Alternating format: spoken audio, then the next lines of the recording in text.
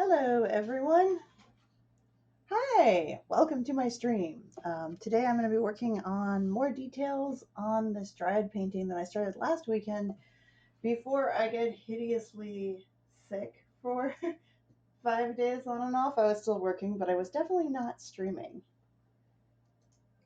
Let's see, get us some background music. We had a few glitches the last stream, which is the first time I've ever had that happen where my camera decided to crash. So I'm trying using a more direct way to show the camera in the Twitch app. And we'll see if that works better. And using a different computer for sharing music. So hopefully everything will behave today.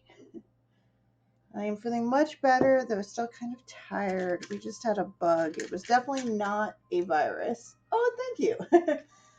This is what happens when my Irish hair takes over. So it's very very wavy naturally. So I just put it sort of up, and I actually do have this side of my head. Wait, this side of my head. I have to get used to the camera being backwards. Is buzzed because it gets, and so is the back. I actually have a little long hair, but it's not all of it because I have very thick hair. And when we hit 100 degrees here, if I don't buzz part of it down, it's very uncomfortable and frizzy. So this is my way to still have long hair, but I can wear it so it just looks normal and long, and you'd never know like a third of it from the underneath part was buzzed off.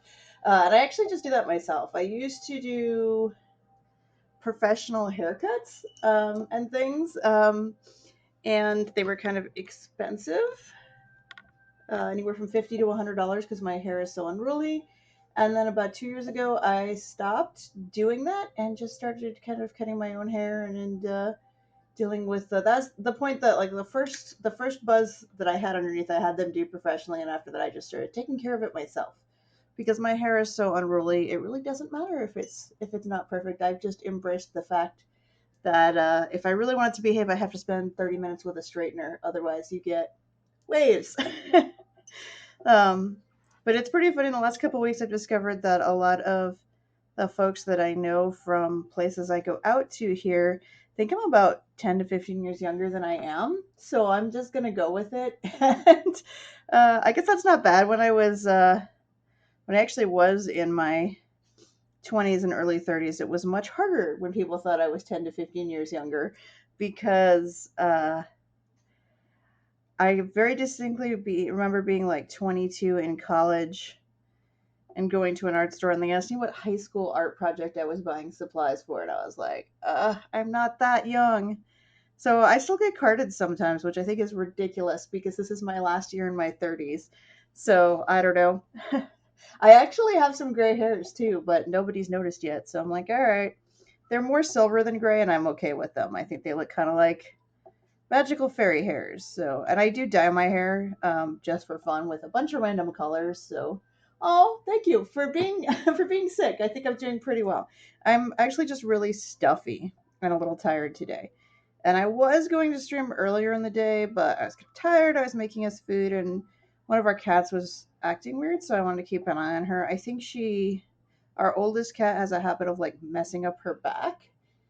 So she's on kind of like a constant low dose thing for that, and so I just gave her a bigger dose. I think she spasmed her back this week because she was hiding in a closet and just acting weird. So, and I actually met before all this happened with the quarantine. I guess like early January, I met a couple of ladies at the coffee shop who. It wasn't very busy. I was there painting, and they ended up sitting near me and asked me questions, which is always fun. And I thought they were maybe in their late 40s, early 50s, and they were actually both almost in their 70s, which was really cool. And they were two of the coolest chicks I think I've ever met. So I really don't think that age is that much of a big deal as long as you take care of yourself, which I'm trying to do. And every time I start getting exercise, I get sick. And maybe my body is allergic to getting in shape. Maybe that's what's going on. Because I was like taking walks every day for like a week, and then it's like, no, no, now you get to have another cold. I have never had this many colds, allergies. I think in an entire year that we've had so far this year. So, and I'm actually one behind Daniel because he got a sinus infection as well, which he got over, got off the antibiotics for a week, and then we got this, and they put him right back on the antibiotics because he tends to get infections and earaches way worse than me. So we're just doing great here. But I'm just happy I can make art today, and then I was able to do some art this morning and some cooking and try to do normal stuff. So yeah, I think our cat's gonna be okay. She just I'm gonna watch her because the last time this happened, she was really badly. She was really really overweight. Like she wasn't able to jump on counters or anything, and they put her on a much higher painkiller, but it required some pretty expensive blood tests like every 6 months. And when she lost some weight, she really didn't have the same issues, and we took her off of that and just kept her on the gabapentin that she's on now, and she's been fine for like a year and a half, almost 2 years. So I think she just spasmed something, but it might be the heat bothering her, it might be weight, because I could tell, because like she'll lie there and she'll be normal and then she'll like twitch a little bit in her back, so I know that's what's bugging her. But when it's really bad, she hisses at the other cats. She won't let me pick her up, and she's not doing that. So she just was kind of hiding in the closet a lot. So I gave her a much like a double dose of her gabapentin, which she's allowed to have, with some tasty special cat food, and she's sleeping in the closet. So, she is 11, so she's not that old, but if we didn't have child safety locks, she'd weigh like 25 pounds. I got her down to like 9 pounds, but she was at like 14 pounds last time she had this problem.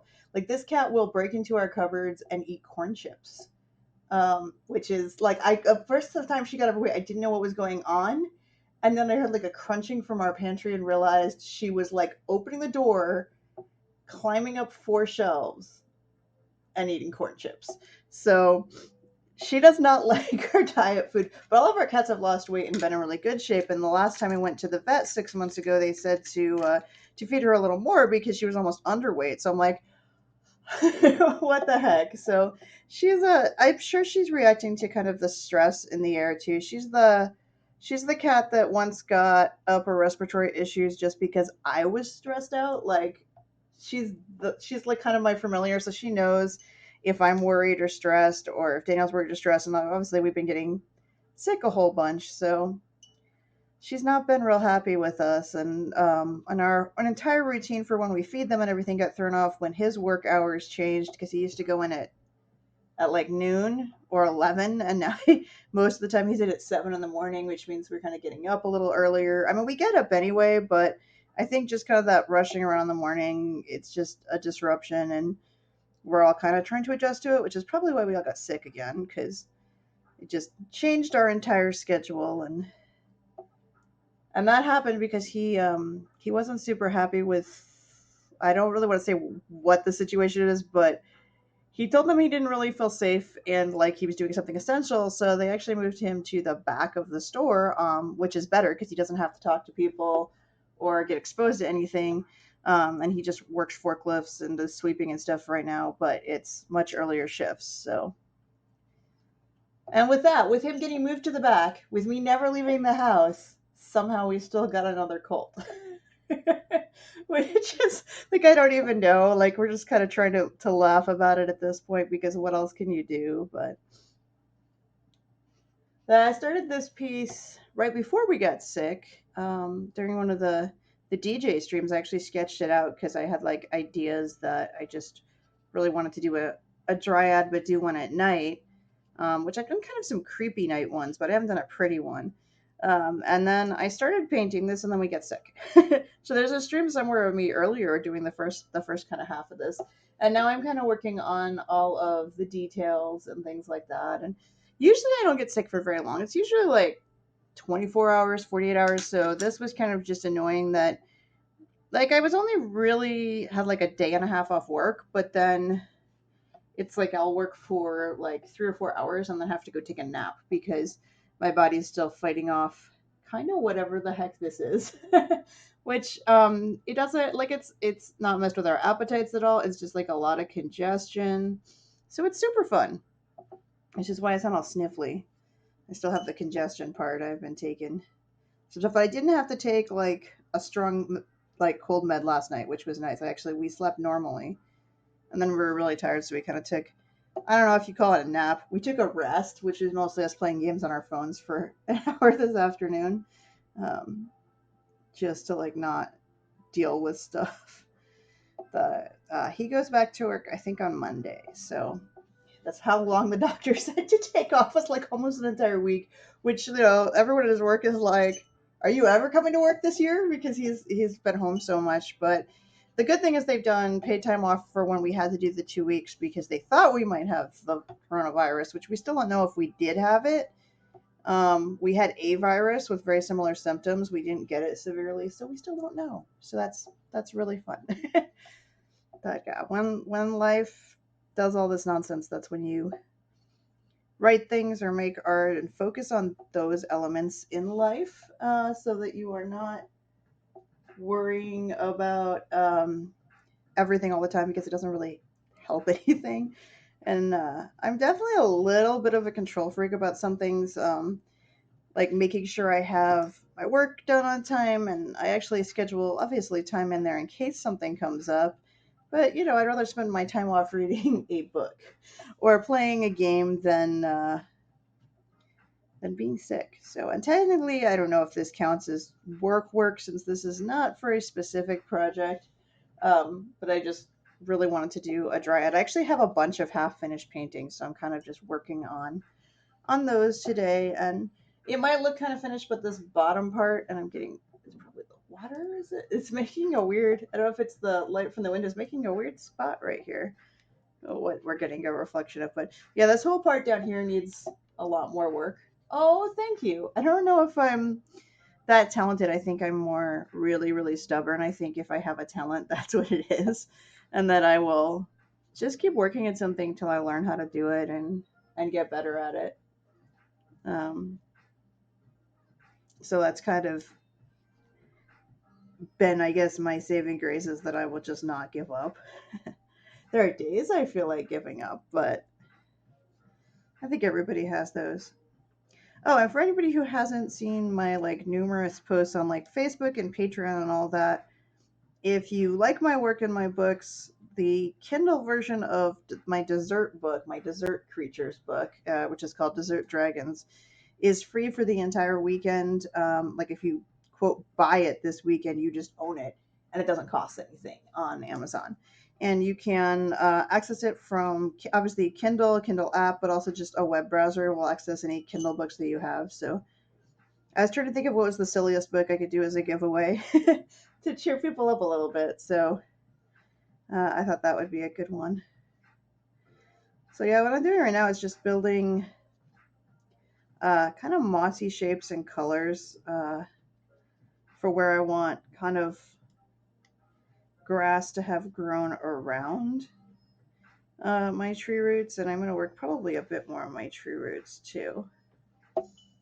Now, if I sound funny today a little bit sniffly, I feel like every Twitch broadcast I've done, I have not sounded entirely like myself because I've either had a cold coming or going or allergies. And really, I was finally happy that we did not have severe allergies this year because we had normal rain and it stayed cooler longer, and then I get sick anyway. Uh, but I mean, you could either let it get to you or you can kind of laugh it off and say, all right, maybe I'm just getting every cold I'm going to get for the next 18 months out of the way in like the first 3 months of the year. Eric keeps asking me, like, do you have a compromised immune system? Is that why you get sick so much? I'm like, no, I usually don't. I've had years where I haven't gotten sick at all. I haven't actually had the flu, knock on wood. This will probably make me get the flu, but I haven't had the flu in at least 8 to 10 years. The last time I had something, it might have even just been food poisoning for a day. So, yeah, I usually don't. I get the occasional head cold or allergies, but I don't get that sick most of the time. I eat pretty healthy, and I made really healthy low fat meatloaf with sweet potatoes and Brussels sprouts today. So that was our lunch, which is really really easy to do because you have to bake about 5 minutes to mix up the meatloaf and another 10 maybe to chop the vegetables, and then you throw everything on an oiled cookie sheet with foil in the oven, or two if you're making as much food as I am because my boyfriend eats a lot. And it just actually all bakes in the oven together for like half an hour, and it's like a super quick, easy way to get a meal that has a variety of things in it, and it's pretty healthy. I just use a little olive oil to do it. So The wonders of random recipes you find on the internet. Yeah, if this video quality looks as good, then I was using the app for the camera to do the video. So I had to have run that app and then have the Twitch studio, which is actually doing the broadcasting, pick up that app versus doing the camera directly.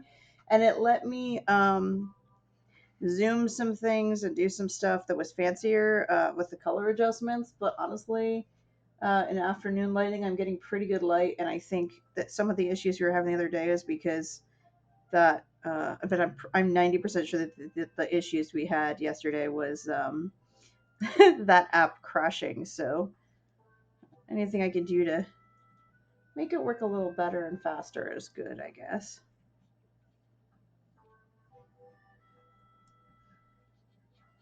Hopefully, anybody. Well, I think we've got like a couple people watching that. You guys are having a decent weekend and surviving any weird craziness in the world.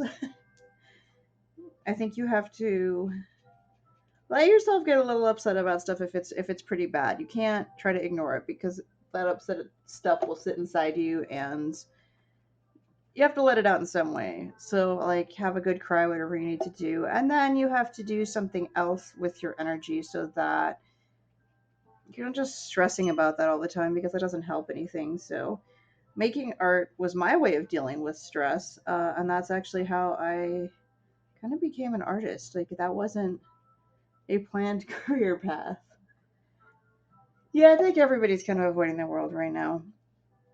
Though I do think it's funny that people think we're actually having the apocalypse. I mean, I feel like it's a lot of younger folks and maybe folks who are not experts on history who are making those comparisons about the end of the world because there have been many worse plagues, diseases, horrible things. The difference now is that we have the news kind of there all of the time. We have social media, we have all that the data, but maybe presented by the news in such a way that it kind of traumatizes us a little bit. Um, so I think you have to take it seriously, but I think that there's also a level of perspective. Um, I mean, I think every time I feel like complaining, I take a moment and remember the stories that I heard from parents and family friends and my grandmother about World War II and how long it's like we really haven't had any shortages. We're not on rations.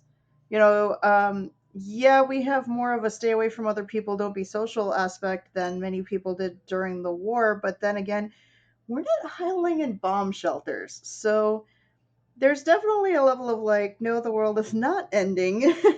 And people need to just take a breath and maybe find something productive to do with their time other than freaking out. Um, so yeah, I feel like if you're stressing, find a way to get that out of your system. Exercise, art, all that stuff. It can just make a huge difference. And like I wasn't feeling 100% today, but I was like, you know what? I am emotionally stressing myself out, and if I don't go paint, I will feel worse. So well, watching Netflix is good unless you watch like post-apocalyptic shows about the world ending, and then maybe that's not like maybe if you watch all angsty world-ending shows, that's not so good either. It depends what you're watching, but yeah, I just turned our Netflix off. I think it lasts till I want to say mid-May. And I'll turn it back on for like a month or two when they get new seasons of like The Flash and Supergirl. But I found that a lot of the stuff they were adding really wasn't stuff I wanted to watch on a regular basis. So I wasn't watching much stuff on there compared to like Hulu, which we watch just about daily. Because we're big anime fans and there's so much on Hulu. And then I like mystery shows and some reality shows. And we obviously have Amazon Prime. um, which I didn't know. I'm kind of kicking myself that I didn't know that Twitch Prime was included with Amazon Prime. It says I'm dropping a lot of frames. So hopefully it stops saying that. um, but yeah, I thought that Twitch Prime was like a separate service you had to pay for. And if you have Amazon Prime, you actually already have Twitch Prime. All you have to do is go to the part of Twitch with a little crown where you go to subscribe to Prime. And when it asks you to link your Amazon account, it's like, here it is. You already have it. And not only that, but if you have an Amazon account, you can have a certain number of household members where their accounts are primed. They actually not only share the video, but they share, like, because when I had Daniel, he actually gets access to all the audiobooks that I own from Audible because that's through Amazon as well. So when we added that, I was like, I wonder how that works. So I looked it up, and apparently it's up to 4 household accounts also get Twitch Prime.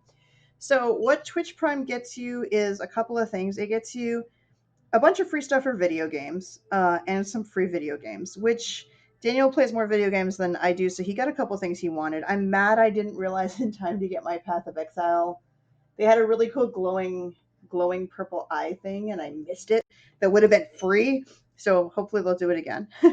But it also includes one free subscription per month to a, like, Twitch streamer of your choice, and those are $5. So you basically have $5 to just kick the way of a creator you like for free. And I felt really dumb that I didn't realize that, because I was like, what?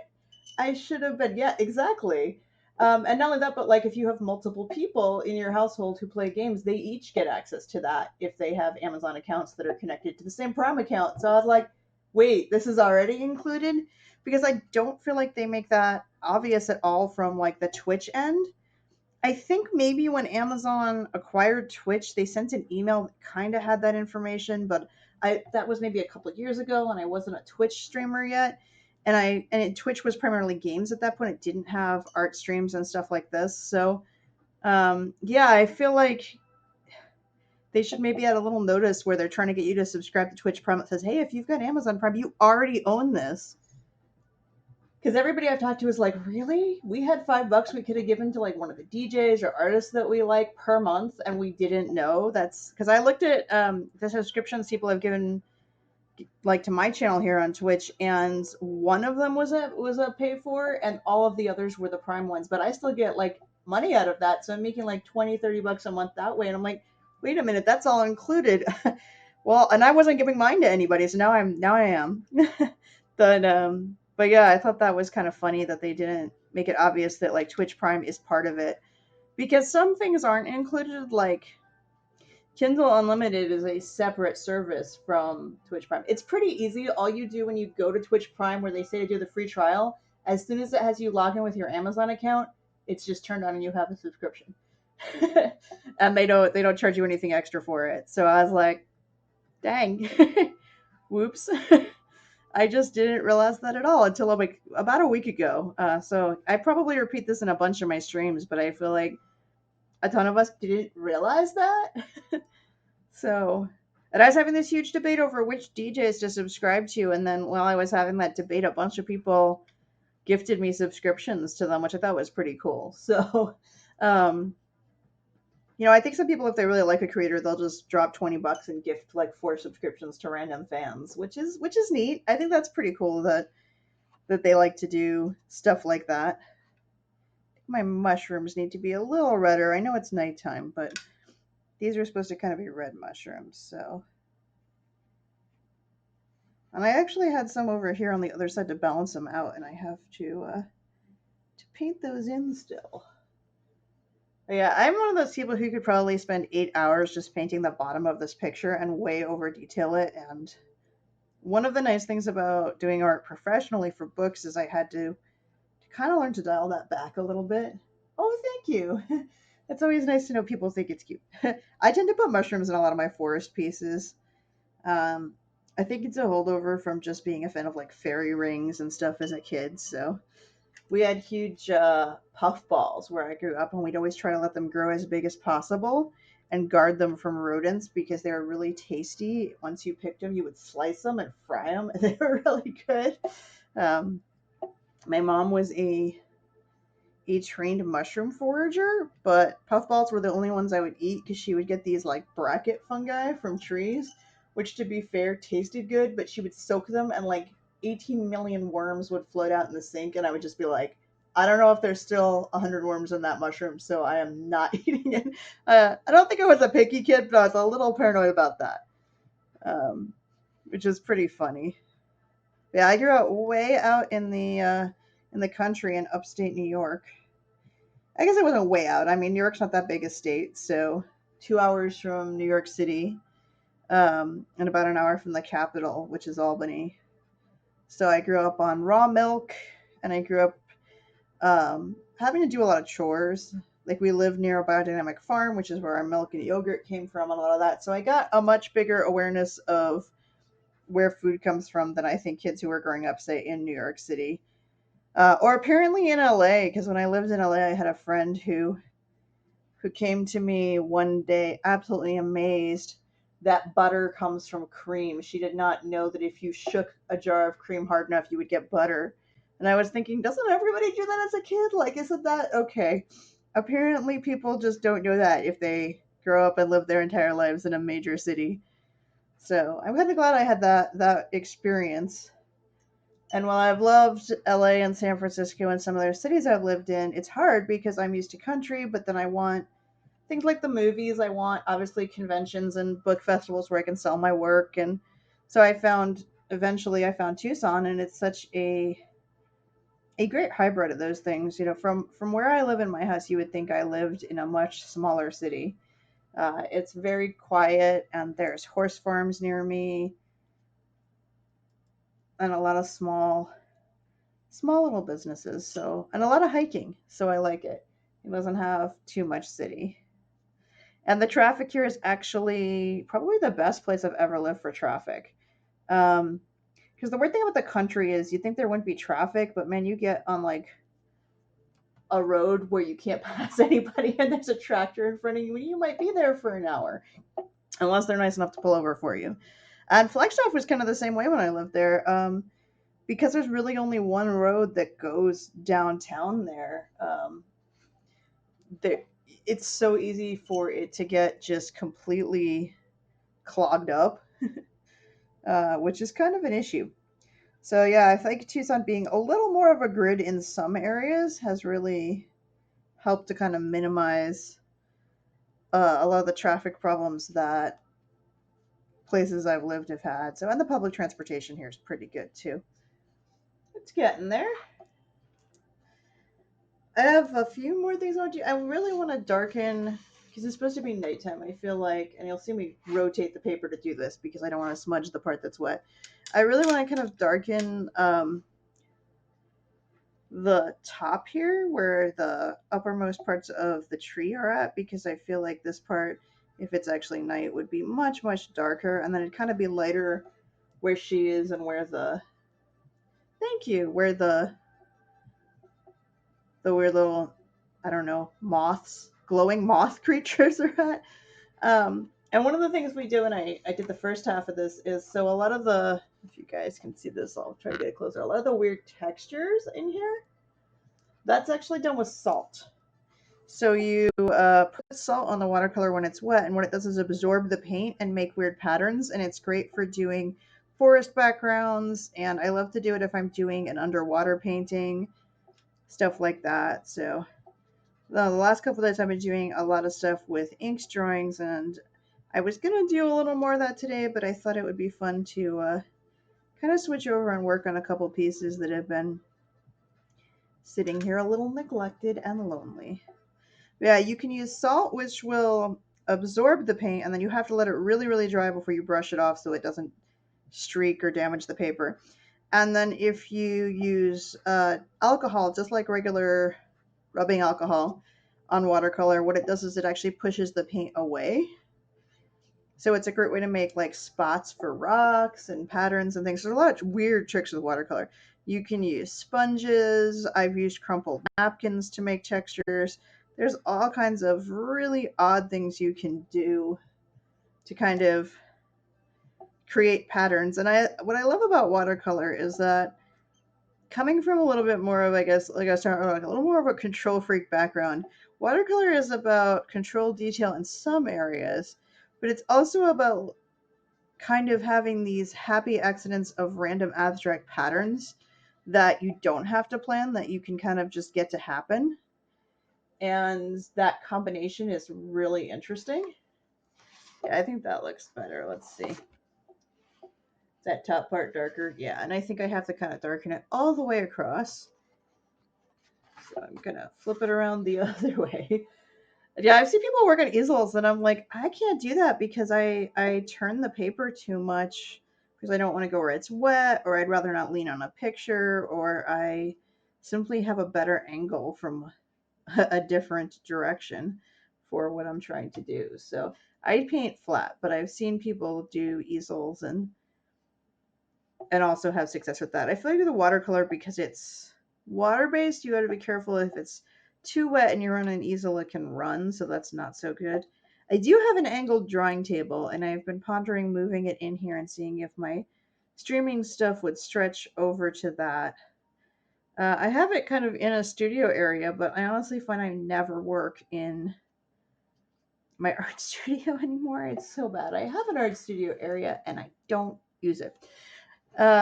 It's half art studio. It's just where my art table is, and then where the cats kind of have all their cat trees and stuff, because it's kind of a sunroom, which in theory is great. The lighting is really good, but it would be hard for me to stream from in there because I'd have to do it over Wi-Fi. And honestly, even before streaming, I tend to be, I don't know, just in the office here more. So I've been wondering if I could kind of combine them without too much getting in Daniel's way. His stuff is behind me. His computer is actually kind of back to back with mine on the other side of the room. So we can troll each other while we play games, or while he plays games and I work, whichever way it turns out.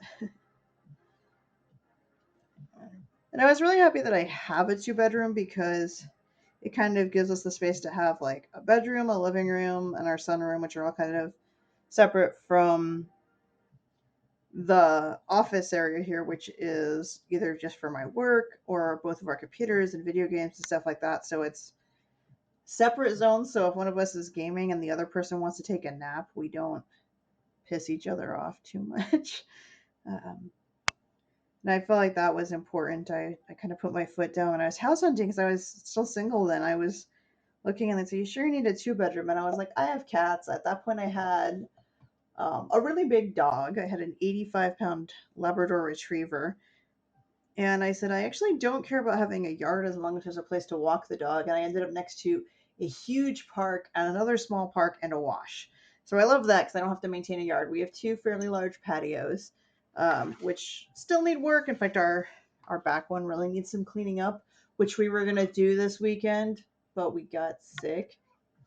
I think it's when we plan stuff. I think that's what it is. It's like, oh, we're gonna get exercise. Oh, we're gonna clean stuff up outside, and then no, no, you're gonna be sick.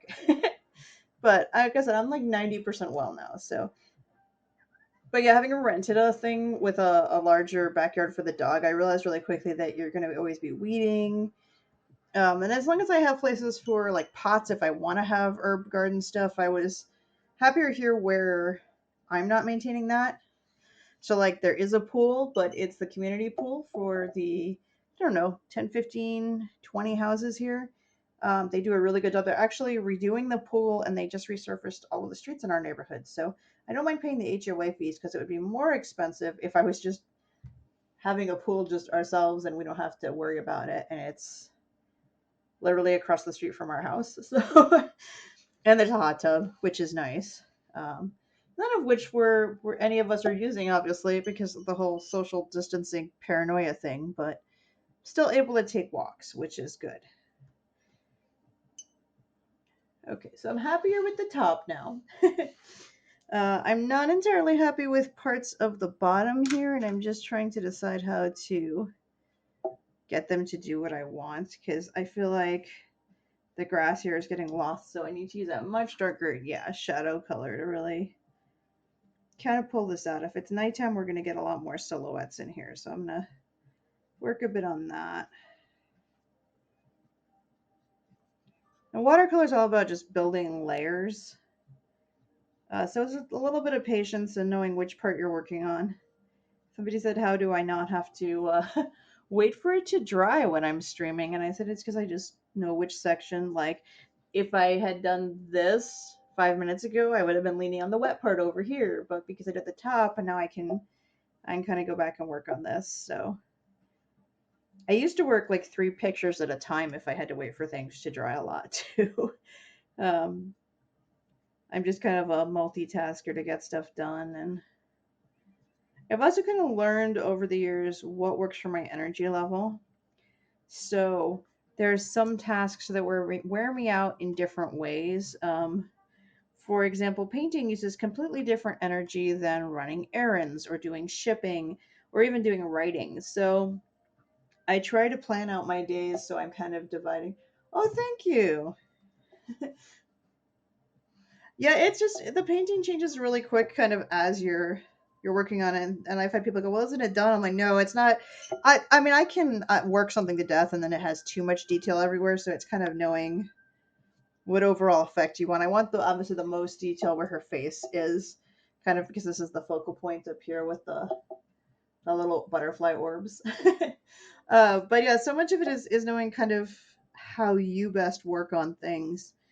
Um, So if there's tasks that I don't want to say are dreading, but that are more tedious or difficult for me, definitely signing and mailing books is like I can do 10, 15 of them, but I've learned if I try to do more, I end up signing books to the wrong people.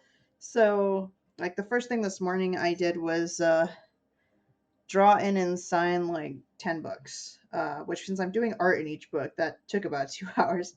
Most I could do is like 5 an hour if they're getting a single page drawing, um, or less if they're getting a double page drawing.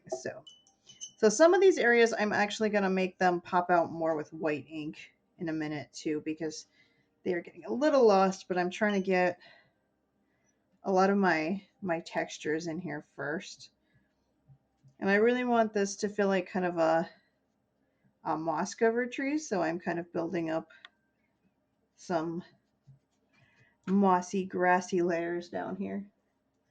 But yeah, I've learned that like if I can get that out of the way and get then I can plan to just maybe cook lunch and maybe do some more relaxing work in the afternoon. Like this is fairly stress free for me, unless the computer starts giving me trouble, and then it would not be so stress free. But and it seems to work much better. It still alerts in the Twitch chat which music I'm streaming, but I can play it from the other computer, which was smarter on my part. Because then I don't have to have extra web browser windows and things open on this one, which I think is probably helping. I don't know what happened with it yesterday though, because when I looked at my camera app, it just had like 20 processes going and was like just killing Windows. And it's the first time it had ever happened, so I have no idea. But yeah, I've just learned that there are things I do that will just exhaust me if I do too much of the same thing. Like if I try to ship 40 packages in a day and each one of them has to have a bubble wrapped book that's signed and have art in it, I'll either mess stuff up after the first 20 or I will just be so burnt out and unhappy that I get slower and slower and am not very efficient. So a lot of the times when I'm planning Kickstarters or dealing with store orders, I just know like kind of how to schedule things so that the work is divided up between kind of what's more clerical for running a creative business and what is more artistic. And I wanted to do more writing this week, and I'm really mad that I didn't get to because the one thing that's been really hard for me being sick is writing because I had terrible headaches for a lot of the week, but I am fairly headache free now. Like I said, I'm just stuffy, so that's good.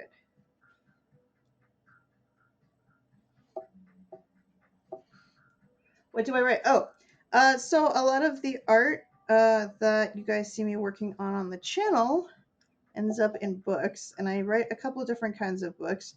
I mainly write a series of field guides. Basically, like you'd get a book on bird watching, but you're getting it about dryads or fairies or dragons. So I do a ton of research because there's a lot of mythological and scientific basis for what I write about. If I'm saying a creature lives in a certain part of the world, I put a lot more time in probably than anyone realizes figuring out that stuff. So like the one that I had that just came out, it had Wendigo in it, and so I keep correcting people. I don't know why, but ever since I did the section of that book on Wendigo, they keep coming up. They were in a DuckTales episode we were watching. They've come up in four separate unrelated streams, which is super weird. And people keep mixing them up with skinwalkers. And I was like, hey, I just wrote about this and did all this research. Wendigo are not shapeshifters, guys. They're not. They change shape over time as they become more and more sort of corrupted by eating human flesh or animal flesh or some combo of those two things, depending on which legends you go with. But they can't like shapeshift between that form and like a human form. Um, and people mix them up as skinwalkers. And it's funny is they're both Indian legends, but skinwalkers are much more of a Native American legend. And Wendigo come from the Algonquins in Canada, so they are totally different. So I had somebody look at me so weird when I started spouting off that stuff, and I was like, "Yeah, it's because I just wrote one page on this for a book and spent like 3 hours reading and even talking to people before I did that." So I do that. Then I also do coloring books with a lot of my ink drawings. So sometimes I'll use the same drawing before I've added color and just make a copy of it, so it'll be in a coloring book and a field guide, just depending. Then I also do how-to books, which I've done a couple of those. I did one called Summoning Creatures that came out last fall. That's all about drawing and painting creatures. But I wrote it like a spell book because I thought that would be cooler. And it actually ended up being some of the most challenging writing I've ever done. And then I also have a book of, like a really short, tiny book of fairy tales, weird fairy tales, dark fairy tales, I guess you'd call them, with really weird drawings. So like I kind of do a lot of different things. And I've done some picture books. I did an alphabet book called 26 Very Deadly Dragons, which is alphabetically all of the ways that dragons can kill you. Um, and usually ideas for books, paintings, and projects come from me getting like one thing that I really want to do. So like 26 Very Deadly Dragons happened because first of all, I love alphabet books. I have a bunch of them. There's some really weird ones out there. I'm a huge fan of if anyone's seen it, Edward Gorey's alphabet book, which is definitely not for kids. It's alphabetically all of these ways that children die, and it's very gothic. It's really cool. So I love stuff like that, and then I really wanted to have an H's for homicide piece with like dragons around a crime scene with like chalk outlines. And that was the entire motivation to paint 26 paintings was just to do that one, which is pretty funny. But I think you got to kind of embrace those bizarre ideas. I've done a little bit of teaching. I haven't for a bit in person, but I used to teach kids through the library, and I learned that I don't know, kids don't limit their ideas as much because they don't worry about doing the right things. And that definitely impacted sort of how I work on ideas. Like, I've learned half the time if I make an idea suggestion as a joke. In fact, the book I'm giving away free on Kindle right now, Desert Dragons, happened entirely because I was making a joke. Because someone commented on my Facebook and asked me if I was going to do a book of desert dragons, and they spelled it dessert. And I responded very seriously, talking about all the species of dragons that eat desserts. And so, immediately my Facebook went nuts. Everyone was like, "When is this book coming out?" And I was like, "Oh, okay." Yeah, the Dessert Dragons is free on Kindle for this whole weekend. So if you quote buy it, you get it for free. And then my other, so it's for sale for $0 basically for the weekend. My other books are actually all included in, or a lot of them are included in Kindle Unlimited, but then I physically have books too, that I either sign or send out, or that you can just buy on Amazon or pretty much any bookstore. That was the hardest part. I painted thousands of dragons, so I didn't really need reference for the dragons. I needed reference for the desserts. And Daniel would come home and be like, "What's wrong with you?" And I'm like, "I just spent 4 hours staring at a piece of strawberry shortcake in like three different photos so I could paint strawberry shortcake with a dragon eating it, and now I'm really hungry." So yeah, that was tough. And I'm actually doing a book now that sort of pairs with that one. Some of my books are more serious. Desert Dragons is, I would say, like my Willy Wonka esque nonsensical. I mean, the some of the names of the creatures in it are even words like marshmallow backwards. Like they're very silly.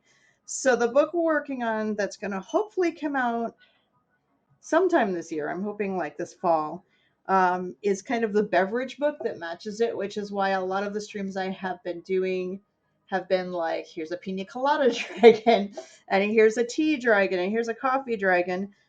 Because I had done tea and coffee dragons in a lot of my books, and people started asking me where the wine and beer dragons were, and then I thought, what if we do a beverage book? So I have a bunch of pieces that we've been working on kind of for that as well.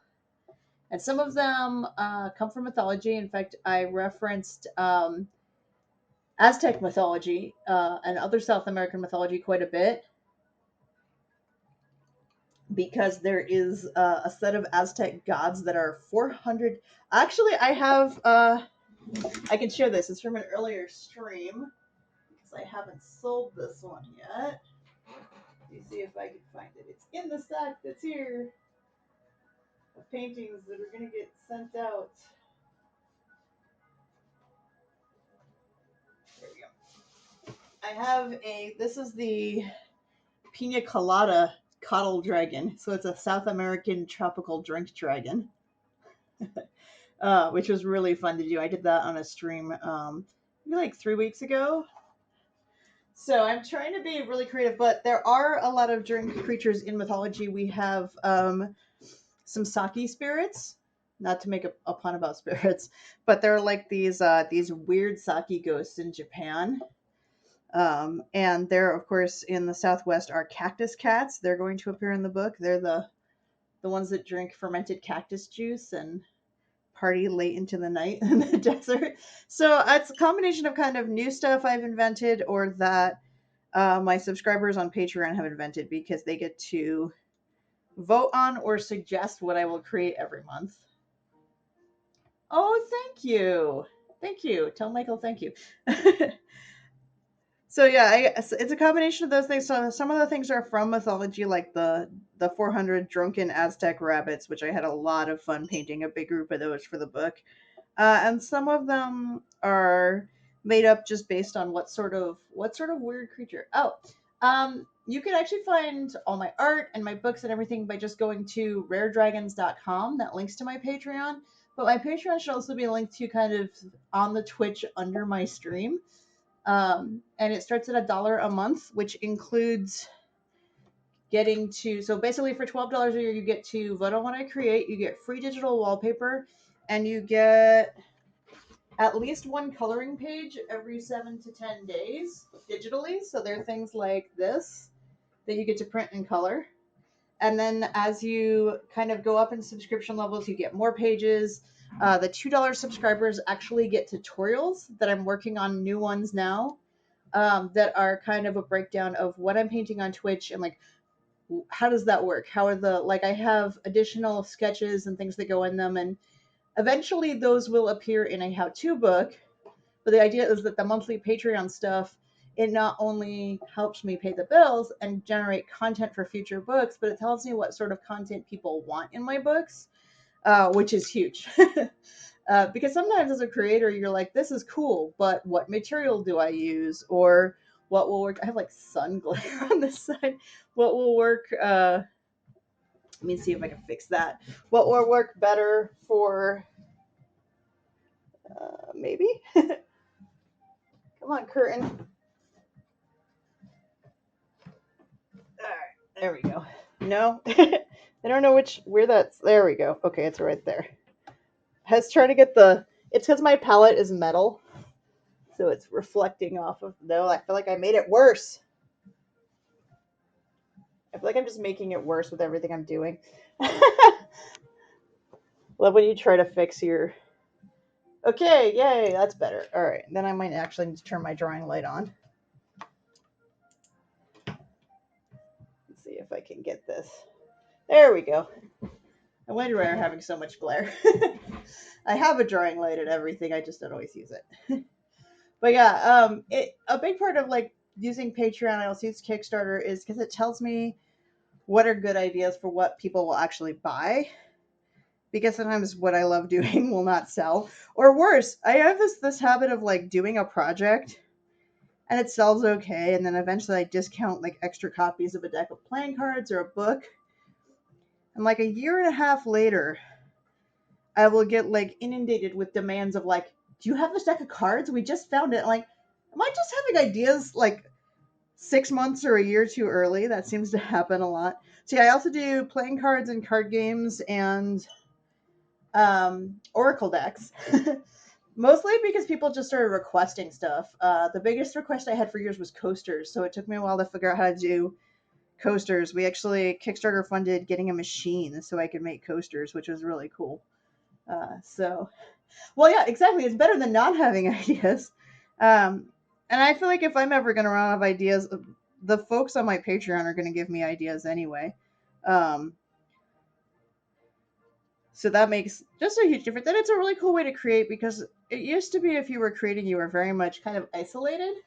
And now because we have Twitch and Patreon and Kickstarter, you're interacting with people from all over the world, and it's such a collaborative process. So one of my really early books, Water Dragons, included like they all a lot of my elemental books have dragons, but then it's like water dragons and other rare water creatures. So like the first half of the book is dragons, and the second half is mermaids or other water things. And that one, I heard from a fan in Ireland who said, "Hey, we have a local legend about water leapers, and can you include them?" So that actually inspired not just including that, but also doing a tropical variation of them for that book. So having that like contact with people all over the world has been really amazing. And I want to say we started the field guide series 6 or 7 years ago. It was supposed to be one book. That was the plan. One book. And then I had an idea to do some elemental guides after that. I thought it'd be cool to do earth, air, fire, water. And then that went into metal and spirit and desert dragons and bookworms. And here we are at like 17 books or 18 books, something like that now. Like it's ridiculous. And it's been such a cool process. And the best part of it is that for a lot of my paintings that people vote on, and I'll probably put this one up for grabs too. I don't think I'm too attached to it. I think, well, okay, I am, but I'll make a print for myself. What I do is, if you're a $5 or higher Patreon subscriber, you get first dibs on my originals, and you get 20% off. So that way, folks who maybe can only afford $25 or $50 for a painting can still own something, and it can go to a family and people who have kids who are going to hang it on a wall versus putting it in a gallery where it'll sell for a lot more money, but the gallery will take like a 70% cut or even a 50% cut. And that can be a lot of money. And I generate so much art that I found it's a better process to do it that way. So a lot of the smaller pieces I do on the stream are because I have 7 or 8 subscribers who pay $30 a month to get all the perks from the Patreon and also get, including shipping, one 7 by 9 or 8 by 10 painting a month, and they just get one in the mail. It just shows up. And I actually kind of keep track of what I've sent people to try to change which kind of creatures they get or what kind of color schemes they get. Or if somebody has preferences and they let me know, I'm like, all right, this person loves griffins. So in that way, I can do originals where I'm really only getting, maybe when you take out the shipping and the other Patreon perks and things, I'm maybe only getting $20 a painting, but I could pre-sell a certain number of them, and I keep rights to sell prints, to use them on t-shirts, and I have all the content for my books. So it's a great way that kind of benefits both the people who subscribe and then me as the creator. So that's been a lot of years of trying to figure figure that out. And I actually get asked to talk a lot about this stuff at conventions of like, okay, you're a new creator, and how do you start vending at conventions, and how do you start kind of with Patreon and those things. And I started with Kickstarter, and then started asking like for videos and to be involved in like how do I design creatures and where do my ideas come from. And I said, would you guys pay like $2 a month for that? And 2.5 years later, that's what's saving me right now. I don't think I would even have any hope of keeping a creative business going with the state of the world right now if it were not for monthly subscribers, which are at least paying a good portion of my mortgage. That's like, I'm really thankful for that. Because if you just take commissions and things, you don't have a reliable amount of income. You don't know how much you're going to make or who's going to hire you, and it can be really stressful. So that's kind of made it a more actual regular income source and business for me, which has been amazing. So I'm super thankful to get to do all of that. Okay, I think it is time to add some details with a very, very tiny brush and some white. And I might go back to some darker colors, but I definitely need some white. Oh, thank you. Yeah, please grab the Kindle download while it's free, and I might do some other free ones and kind of circulate them. I have so many books. I'm trying to do some of the fun ones for free for folks. just because I feel like right now everybody's kind of stressed out. They have a lot of kids who are stressed out, so it doesn't cost me anything. I mean, if I wouldn't be getting a ton of sales of those, and I don't charge a lot for my Kindle books anyway, so I feel like my camera is freezing up though.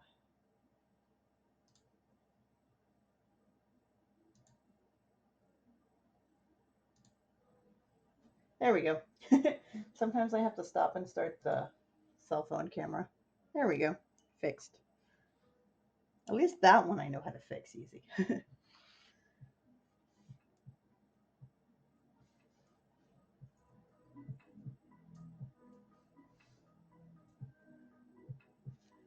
So now I just get to do. I did some white in here before for some of these critters. Yeah, thank you so much for hanging out and checking out what I do. And I'm so happy for anybody who wants to check out my Patreon. Like, I try to do a lot, even if you only end up doing $12 a year or just getting something from my store. I try to do a lot for the folks who support what I do because it means a ton to me. And I really care about being affordable for families and kids, especially because I remember being a kid and wanting art for my wall and not being able to afford it.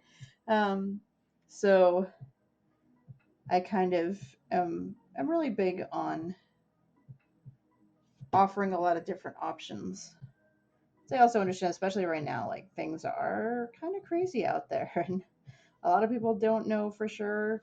I feel like people are either doing really well financially because they have super essential jobs that are maybe kicking them bonuses as well to try to keep them going to them because they're worried their employees are going to walk, um, or they're in furloughed situations or even unemployment and they're like really worried right now. Like I feel like it's a mix of two extremes. So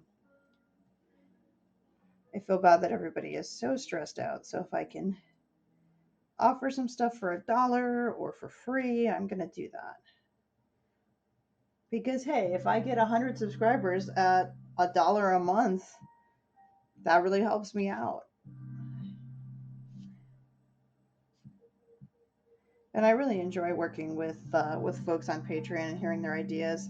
There's definitely some creatures that wouldn't have ended up in my books without requests and ideas from folks that have really like just made a huge difference in my life and in my creativity. The big one for me is about a year ago. I was working on a book. I guess it came out right around a year ago, or I was finishing it up, but called Dragon Plus. That is all hybrids. So it's what if you mixed a dragon plus something else, a dragon and a flamingo, or a dragon and a unicorn, or a unicorn and a flamingo. So, and it's actually a book I had an idea for when I was like 14 or 15 and did some really terrible drawings for it that time. And then came back as an adult professional artist and said, okay, now I feel like I could do this properly, and I still like this idea. So when I was working on it, a fan suggested this fairly obscure Japanese creature called a kotobuki. And I knew right away from the name that it was a Japanese creature because bukis are kind of Japanese spirit creatures. But I didn't know what a kotobuki was, and I looked it up and ended up including it in the book. And I think it's probably everyone's favorite creature in the book. It's the very last one. And I think the book would be not nearly as cool without it, so I'm really glad it was suggested. And what it is a creature comprised of every single zodiac animal, all of them, all 12, in very specific parts. Like it has to have the ears of a hare and the comb of a rooster, um, and the belly of a dragon. So it was a little bit of a challenge because I wanted to make it look more believable than a lot of the the older paintings and drawings I found of it from myths and things were very very silly. I think mine's still probably a little silly. I mean, it's really hard to do that and not have it be silly.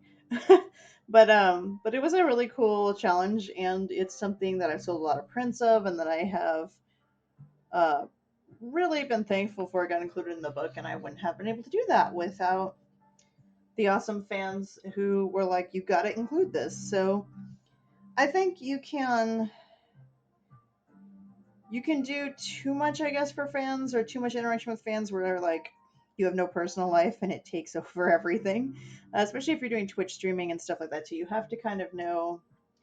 Like I learned very quickly, I had to have a professional Facebook and a personal Facebook. Because what I'm willing to share with family and friends, I might not be willing to share with someone who just happened to buy a piece of artwork of mine. And of course, there's a big range in between there and a gray area. But I had to learn a lot of stuff like that, and I think the way I've developed to do it has mostly been really, really rewarding.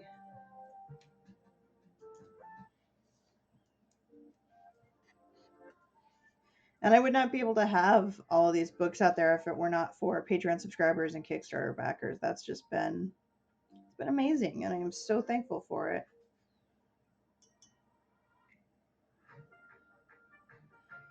See, I'm just trying to get certain details to pop out more, and this this is going to be a lot of tiny little details I think that I'm going to be working on here just to add more textures, kind of to the tree bark and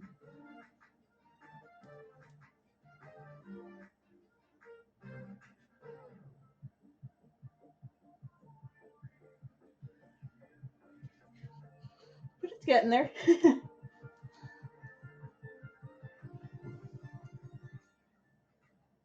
And I see we still got a couple people watching, so if you guys do have questions or comments, I am super happy to help.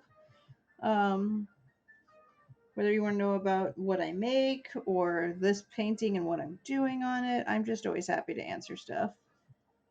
And I do try to save a lot, if not all, of my videos so that you can play them back and watch them at a later time as needed.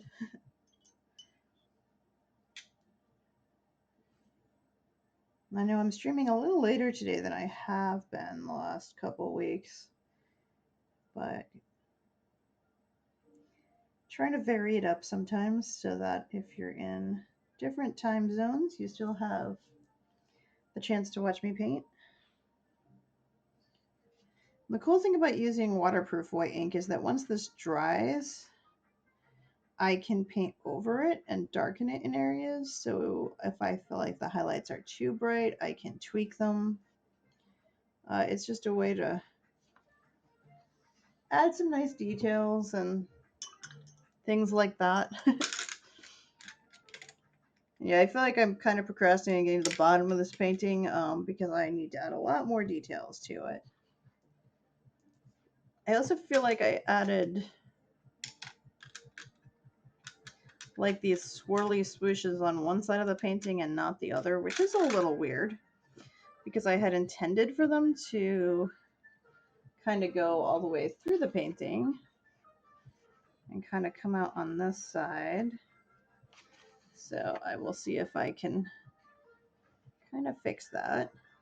Well, not fix it, but add them in over here. And I did a whole bunch of weird swirlies in the flying deer painting I did yesterday on stream. I had a lot of fun with that. I did a crazy swirly background, but I like to put in, I don't know if it's wind or magic. Leave that up to interpretation. But I like to put in kind of some patterns of lines flowing through my backgrounds in places. I think it's kind of neat. So they're kind of going to flow from this side. Add a few more in over here so it kind of matches a little better.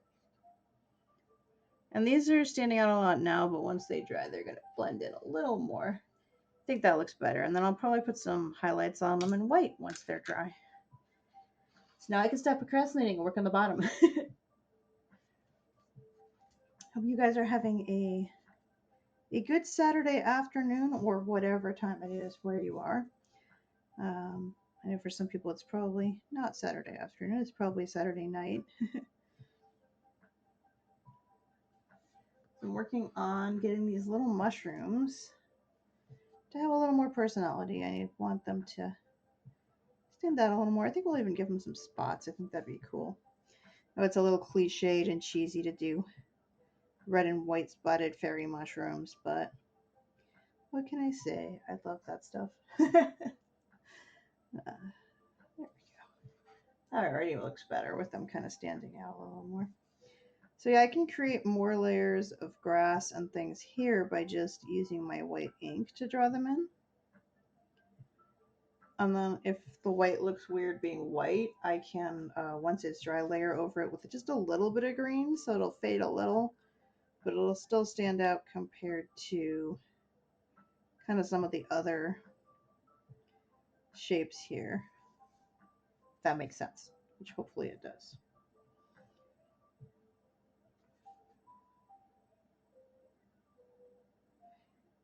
Because I kind of want these to be at least a little bit glowy, I guess would be the non-technical term. Sparkly, glowy, glisten in the moonlight sort of thing.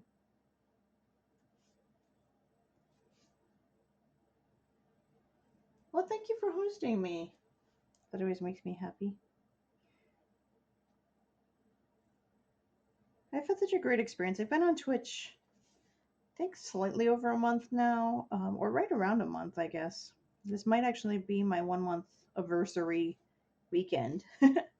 um, except that this week I couldn't stream that much, which I'm so sorry for. And I do plan to kind of keep streaming even after all this. I might not stream every day, but I think at least a couple times a week, even when things reopen.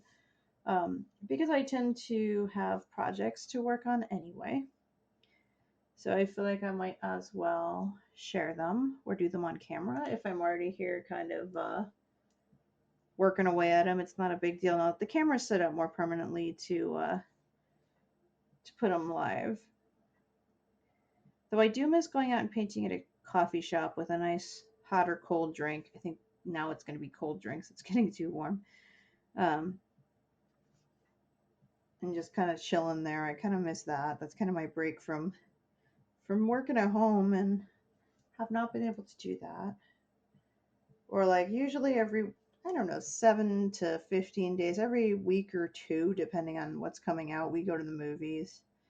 We always pick a time when Daniel has like a weekday off, so we can go in the morning. So it's only $5 a piece, so it's not expensive, and we can have some popcorn and just get our mind off life, the universe, and everything for a bit. So we still watch movies at home, obviously. I think it's what a lot of us are doing now with streaming services, but I think we definitely missed that little veg out date that we usually do. I know I miss Roadhouse popcorn. Oh, their popcorn's so good. They added salt and vinegar flavor last year, and what we do is we get the salt and vinegar mixed with the cheddar flavor. So you get kind of salt, vinegar, and then cheese, which kind of balances that harsher flavor.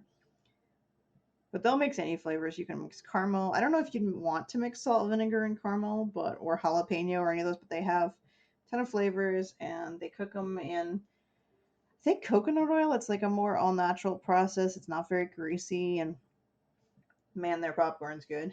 It's like we have popcorn at home, but it's not the same. We do okay. I mean, it's not the end of the world if that's what we miss, but I do miss it.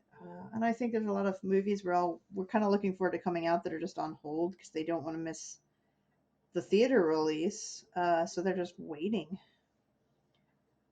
And they have outlined kind of what needs to happen here for us to reopen stuff, but right now that checklist is not looking very checked. So I guess we'll see. Obviously, they want to see a decrease in number of cases, but then they want like everybody who potentially has it to be getting tests, and there aren't enough tests. So that might be a pipe dream there on the part of our local planners. So I guess we will just see kind of what happens. So this is what makes it look all detailed and magical. It's literally just a tiny brush, and I'll get this a little closer so you guys can see it better. So that's really what brings it to life, are just building little teeny tiny details, and I like to do it with white ink. And as I said, I can fade some of those in if it's too much, but I kind of do shadows and maybe even overdo the shadows a little bit, so then I can come in and add my highlights, whether it's white ink or yellow ink, maybe if I'm doing sunlight. In this case, I want to do a lot of moonlit stuff, so little fairy orbs or fireflies or whatever the sparkles are going to be. Gotta have sparkles if you're doing magical forest painting. Swirls and sparkles and glowing things.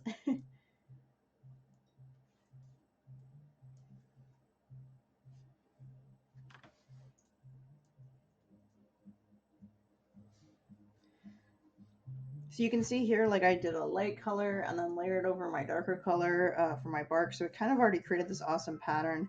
So I'm not going to do too much of that. I'm just going to add some little highlights for some of my moss and grass. And if you find that they're too crisp, you can also blend them with a little bit of water. But I actually want them to be kind of crisp for separating kind of my different layers of grass and things here. So yeah, one little quarter done. Now I just got to get that to happen over the rest of my painting. And I actually love the way that one little area of texture kind of came out there, which was kind of a happy accident. So I'm gonna try to do a little more of that and encourage a little more of that as I work on the rest of the painting. I'd like to kind of get some more kind of patterning happening kind of up here that's similar. So I'm gonna do a little more of that. Yeah, that's cool. So yeah, although you have to learn for working in watercolors to start to think in layers and layers of paint and layers of color and in layers of detail.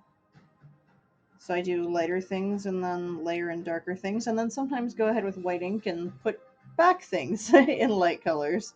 Uh, but I find it a really kind of relaxing and meditative process.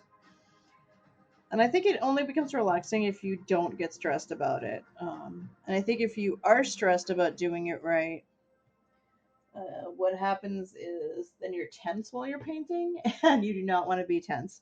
Because the more kind of tension, first of all, if I ever, especially if I'm in ink, but paint a little bit too, if I tense up my hands, I'll get carpal tunnel issues, I'll get hand issues, and I've learned that it's actually just has to do with if I relax enough while I'm working, if I don't cramp my hands up and things like that. So that's important. But then also, I think you get a better flow um, and more natural looking sort of shapes and lines in paintings if you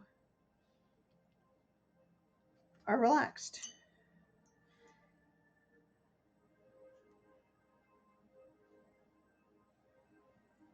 And I feel like it's cool to have like light showing through here, but down here, I'm not sure I want this much light showing through because this really should be grass here or hillside or whatever the tree is growing on. So I'm gonna bring this down a little more here.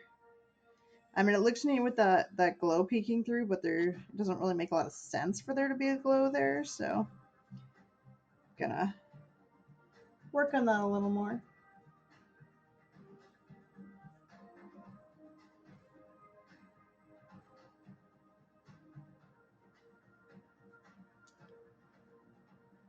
See, we got like 3 or 4 people tuning in. Thank you guys.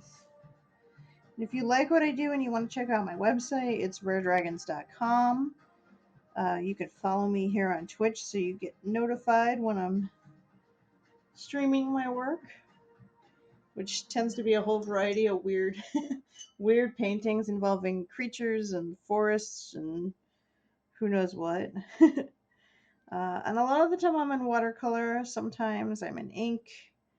And occasionally I do digital stuff. I haven't done as much for the stream. I do have a book cover to design digitally, so I think that will get streamed at some point. I find it a little easier to do book cover art digitally only because I can reposition things and make changes a little easier than I can on paper.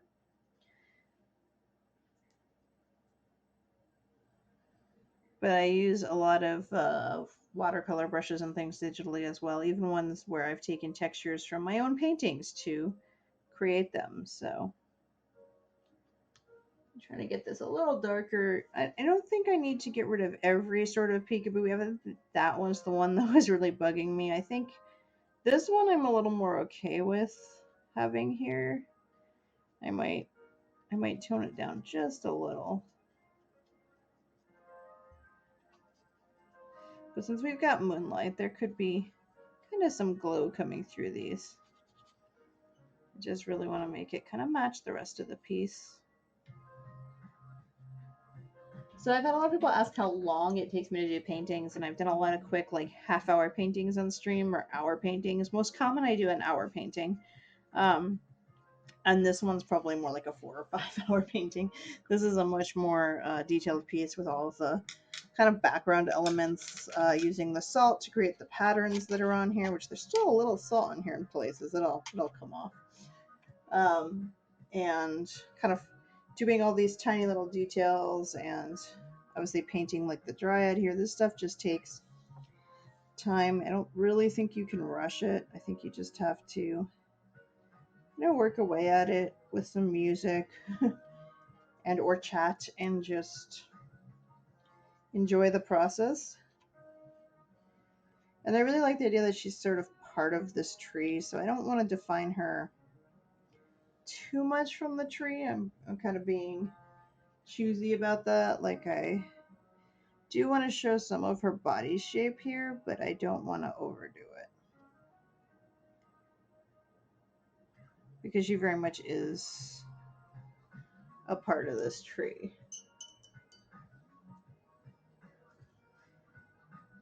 And of course, you can draw dryads separate from trees. Some folks like to do them like they live in trees. I kind of like the idea that they become part of the tree over time, depending on which sorts of legends or mythologies you subscribe to. But I kind of like her being part of the tree.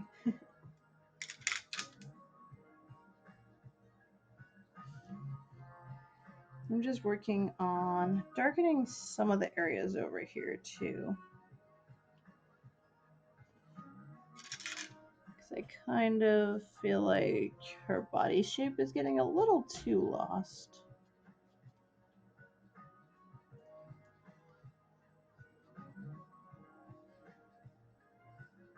I'm hoping to finish this one up. It's getting close. I don't know how to really tell people how to know when your art is done. You kind of have to learn. It definitely helps to do it professionally and have a limited amount of time you can really put into projects. Because you then learn kind of when to let go of things. Uh, but I think it's easy to overwork and over detail things as well. So you really have to kind of be aware of that and take a step back. It actually really helps to be streaming because if you see me glance over, I'm not just checking the chat. I'm looking at the computer screen, which is showing me um, quite a bit more of a zoomed out kind of overview of this. It's a way for me to take a step back and go, what's standing out detail wise and what's working and what's not, so I can come in here and add details where they're needed. And in real life, if you're working on a piece, you can just take a step back, put it on the other side of the room, turn it upside down. That helps you get other perspective.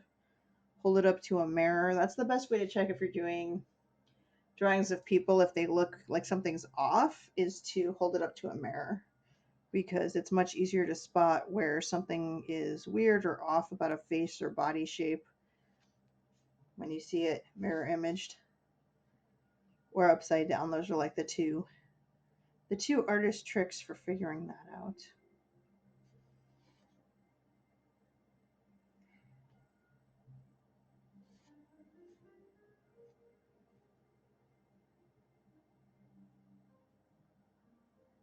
I'm trying to decide what exactly I want to do with this piece, because unlike most of the pieces, a lot of the ones I do on stream are ones that Patreon subscribers have requested or voted for. This one is something I just wanted to do.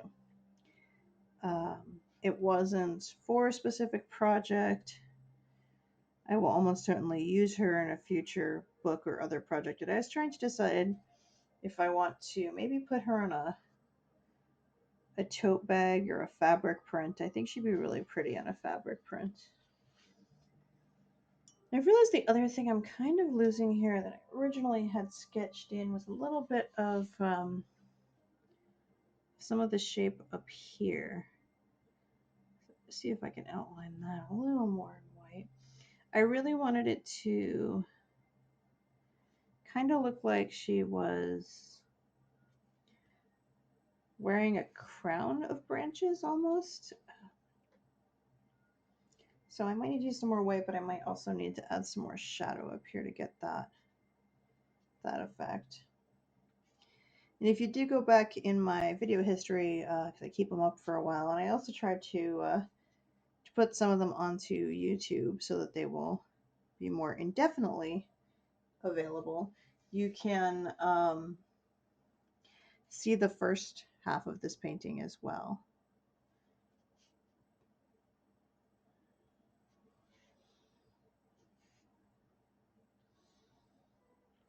And it's such a cool process to I'll be, I guess, at the point of a painting. A lot of artists, we call it noodling, where you're just kind of noodling the details. I don't know why we call it noodling. We just do, which is what I'm doing now, because this is the part where you really see a character come to life, see what you're creating, kind of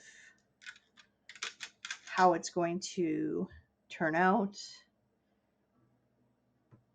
And even if you have it kind of planned, especially if you don't have like an ink drawing or something, if you're just going into watercolor like I did with this one, that could be a little bit of a surprise to find some of these details and shapes and see kind of how they work. She's getting closer now.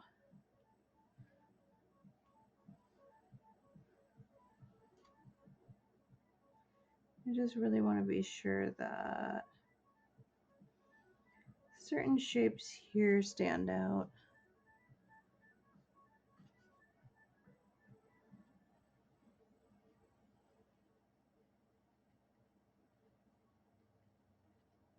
So I'm looking to have kind of the most details be around her face, but then I also kind of check for the overall impression of the piece. Like I said, I look on the computer, see it more zoomed out, or take a step back, or even just squint your eyes. We'll do that too, to really see where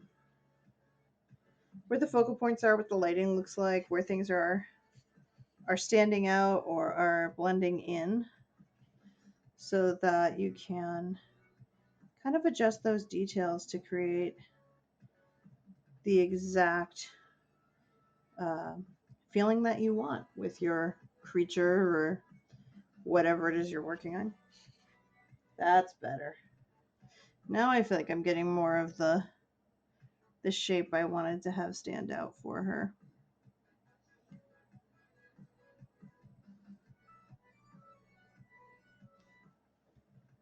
Yeah, that's a lot better.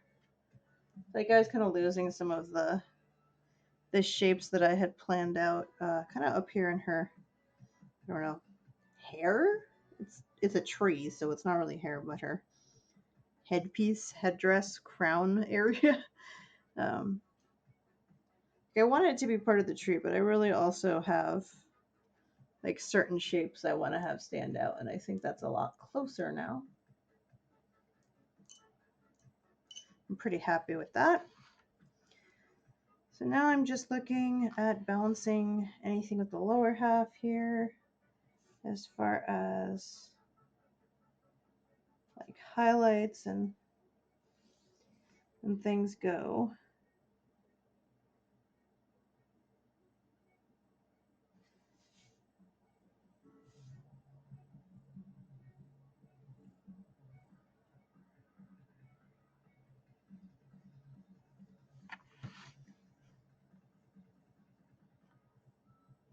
I want to work a little more in my magical swooshy area here.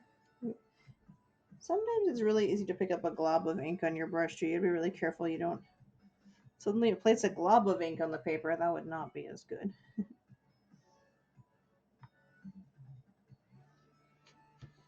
go.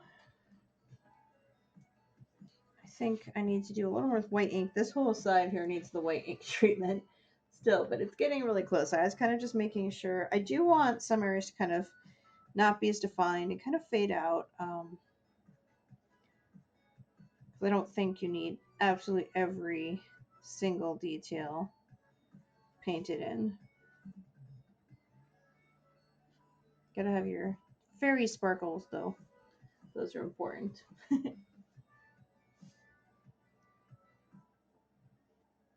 And on my, I mentioned this I think last week when I was working on this in my Summoning Creatures how-to book from last fall. I do have a whole section on making things glow, which includes kind of the process I use on this piece with the kind of butterfly-like creatures up there, on how to make them glow, on how to use pencil to make things glow, or ink if you're just doing a black and white drawing, or paint like I'm doing here.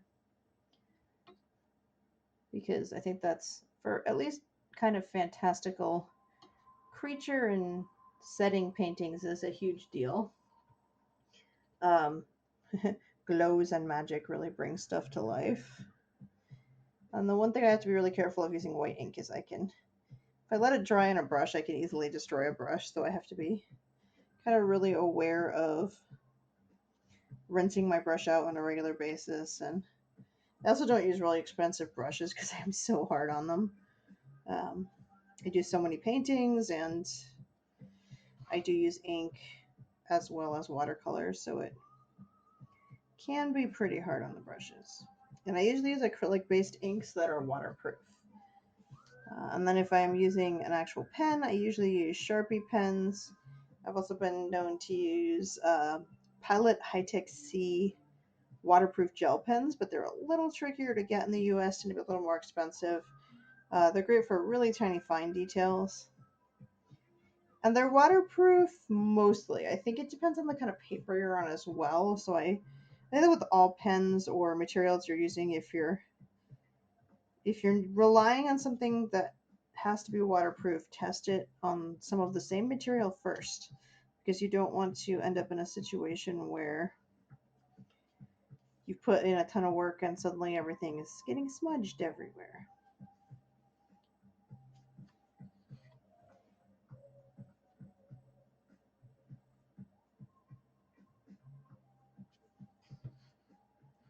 Here we go.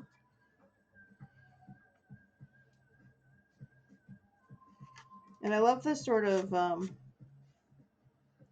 weird sort of foresty look you get with just blending a bunch of colors like I did with greens, browns, and blues kind of on the bottom of this piece. I don't feel like I need to define all of this a lot, because I think it's cool to let some of it just kind of fade into the darkness. So I'll do a little bit, but I probably won't leave the part that I'm doing now in as much of a white color. I'll probably blend this back in a little bit with some green here. It was not bad. I don't want things to look too outlined either. I think that's important. So highlights and sparkles, yes. Super outlining things is not something I tend to do unless I really want to kind of flatten something out and make it look very graphical and kind of more cartoony versus a more realistic piece.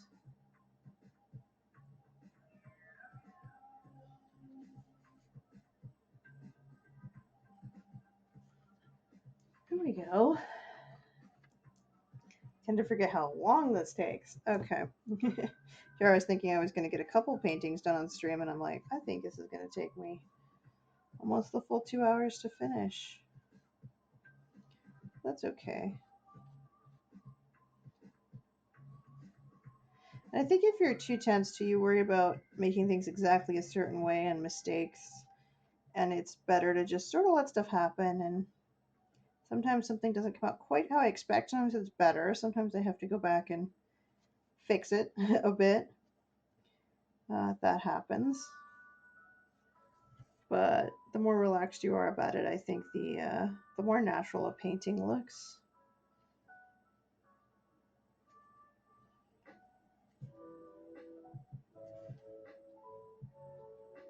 So yeah, I'm not gonna leave a lot of this as white as it looks. I think down here now, I think it's too much definition. So I will be blending that back in once it's dry, but not all the way back in, just a little bit back in.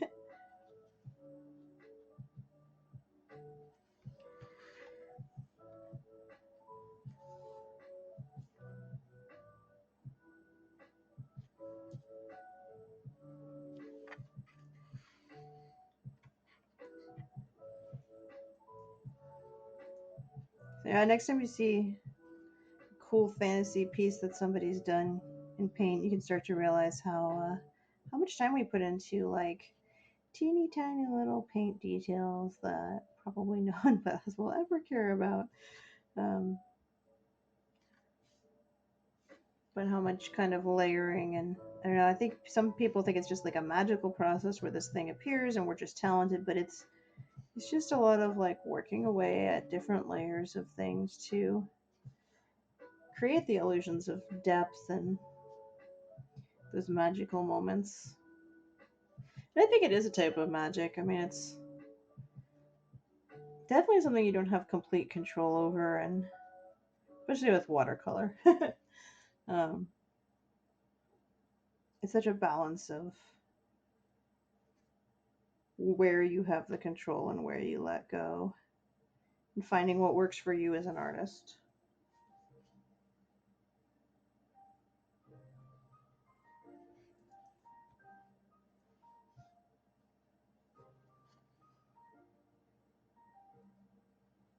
Hopefully, I don't sound too bad on stream. I know I'm still really kind of congested from the bug that I've had, so.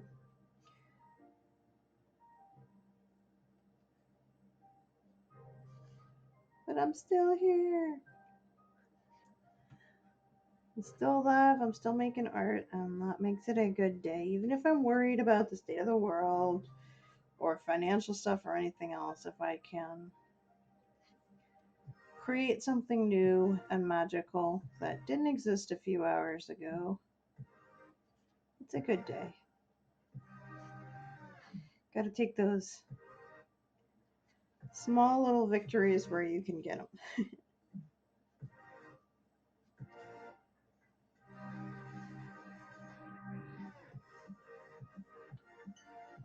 My brush needs a good rinsing out here. It's being.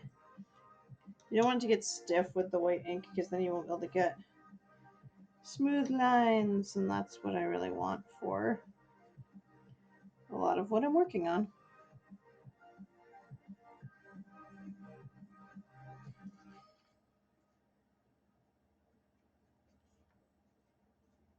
I think if you've seen, I don't know, things in moonlight, things in bright moonlight, you do get like really sharply defined areas, and then you get stuff that sort of fades and blends in more and isn't as noticeable. So I'm just trying to create kind of a balance of those elements without overworking it, which hopefully I'm not doing. I find when I start with watercolor, I tended to either make things too dark or not have enough contrast. I would overwork things or not put enough time in. So,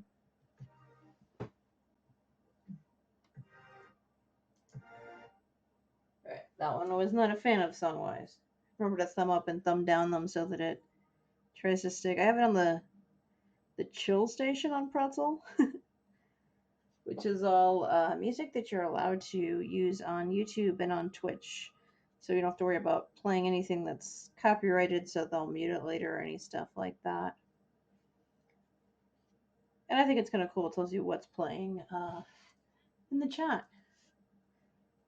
So that way you can check out that stuff later if you want to.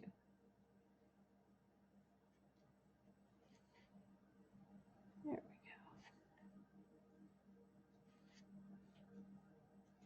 It's amazing how a few little white lines can really just bring something to life. We're still getting some sunlight through the window, which is making my lighting a little weird in here. I don't know if I can fix that. Oh, sunlight. Why? There we go. It's a little better. Later in the afternoon, the sun starts coming in here, and it's just a little too bright for. It's not terrible for painting unless I get my painting directly in the sunlight, but it's kind of meh for streaming because you guys tend to get too much glare and stuff. My cats are starting to meow at the door, even though it's an hour at least till they get fed. They should know this. And they had an extra snack today, so they're just being spoiled right now. Or they want petting.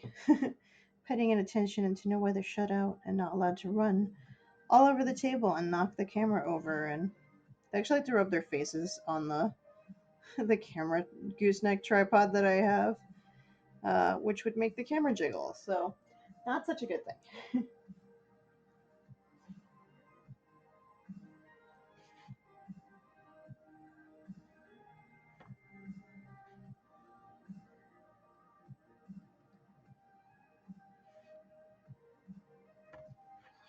Okay, I think we're ready to go fix those swirly parts over here that I said needed at least a little more of a highlight.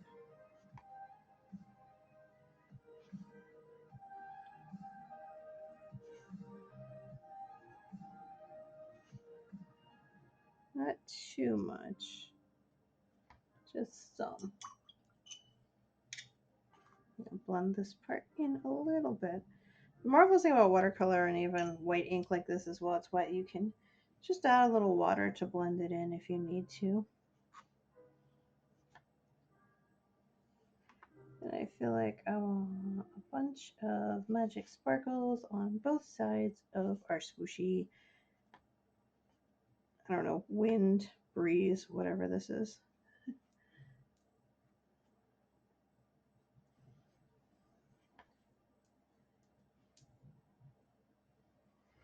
I hope those of you tuning in are having a good afternoon. I know a lot of people put me on in the background while they're doing stuff, which is cool. I'm like a good companion for house cleaning or cooking.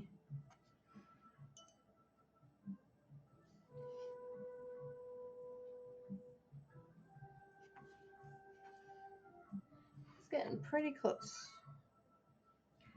Get a little tiny more detail on this side and I'll be done.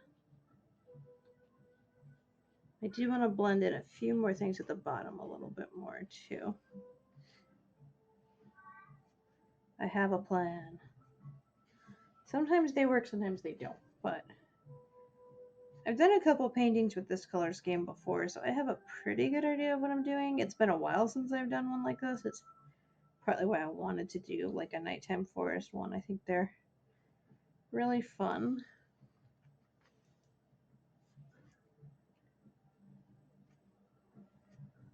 And I really have fun kind of creating more abstract, softer shapes with the watercolor and then going in with the white ink or sometimes with darker watercolor to add shadows and make them more specific tree trunks or roots. Really bring them to life. I think we're getting pretty close here.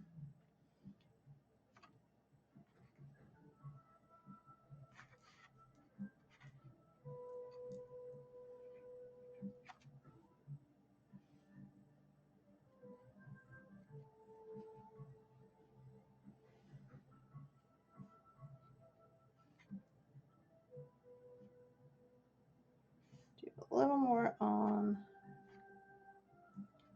this part here and these mushrooms here. They kind of match more or less the rest of what I've done.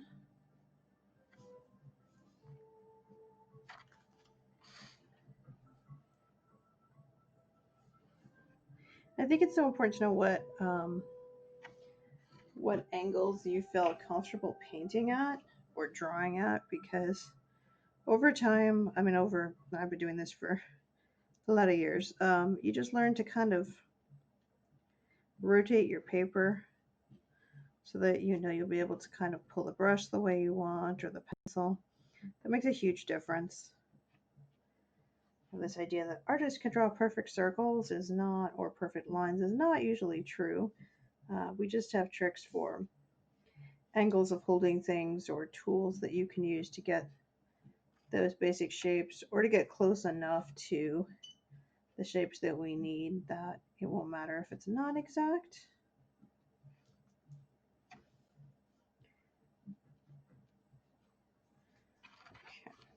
Okay. I actually want to use my white ink is a really small brush here to sign this while I have the white ink out, and then I'm going to just fade some of this back in a little more. I have kind of a couple more tricks I want to use, but I'll do this with the white ink.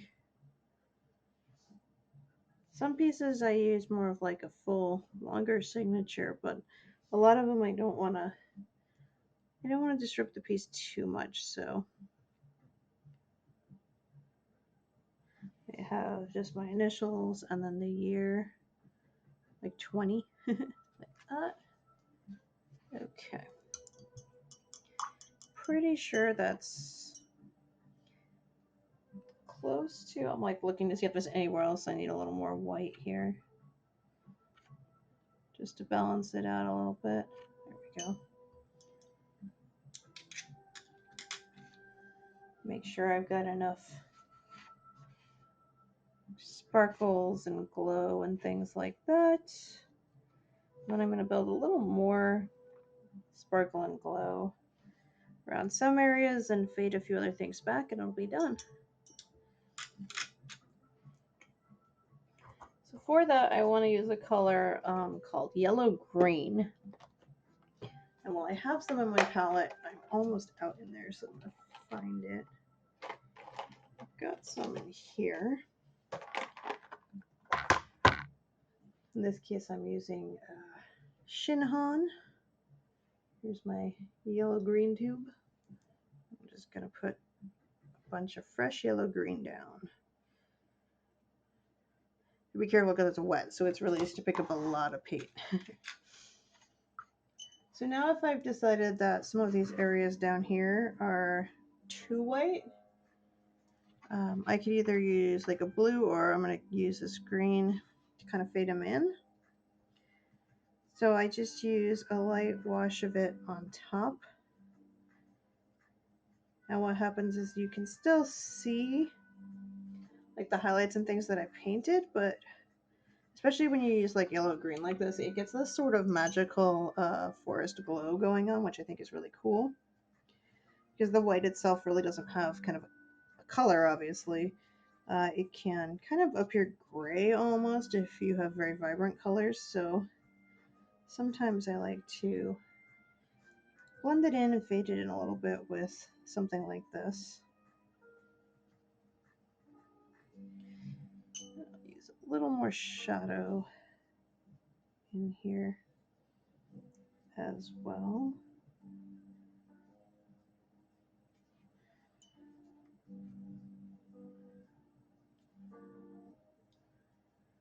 And I use a lot of purples, blues, and greens for my shadows. I almost never use black. There's no black in this painting at all. There's a little bit of indigo blue, which has some black in it, but I tend to shy away from black because you're going to lose that sort of vibrancy that's so beautiful about watercolor. So I don't tend to do that as much. Now, if I were to use a lot of water and really overblend this, I could scrub some of the paint out. The ink is pretty much going to stay there because it's waterproof, but since my watercolor is not, because it's dry, it's not going to smudge too much when I'm doing things like this, but if I were to really, really scrub at it, I could smudge it, so I'm being kind of careful about that. We are almost done. To me, this is what sort of really does the last sort of bringing to life of the piece, because you could see even though the white was neat, having this bit of a glow to it, I think is a little more of a magical forest look. So if I don't want it to do too much, I'm just going to really water it down. But it's a neat way to just kind of lightly blend some of those areas in a little bit more. I don't want to do it everywhere. I don't want to do it too much. So kind of looking at what looks natural.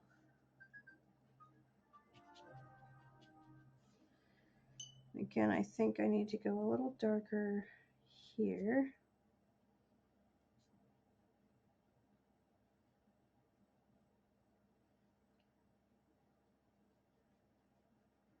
There we go. All about playing with dark and light until you get a balance that looks really cool for your piece.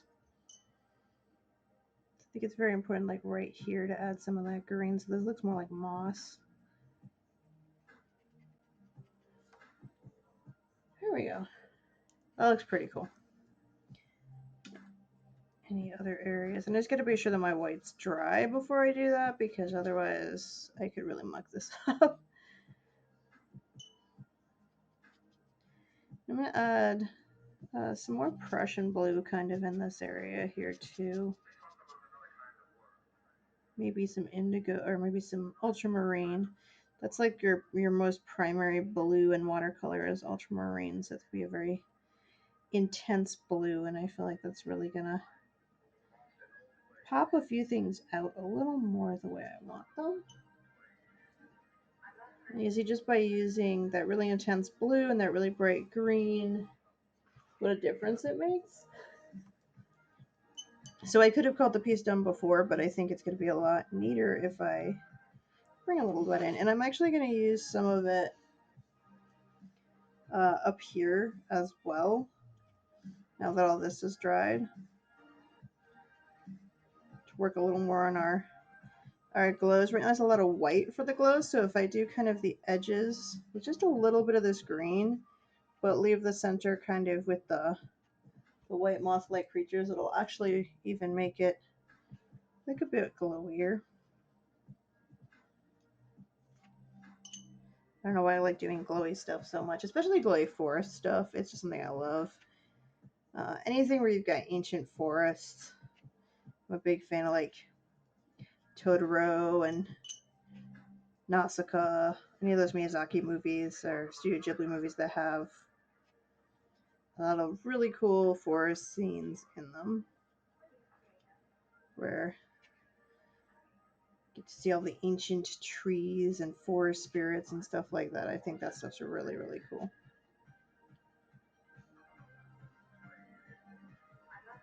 And I grew up with a lot of like forests around me. I'm even here. You'd think Tucson and you're out in the desert, but I'm pretty near Sabino Canyon, and that has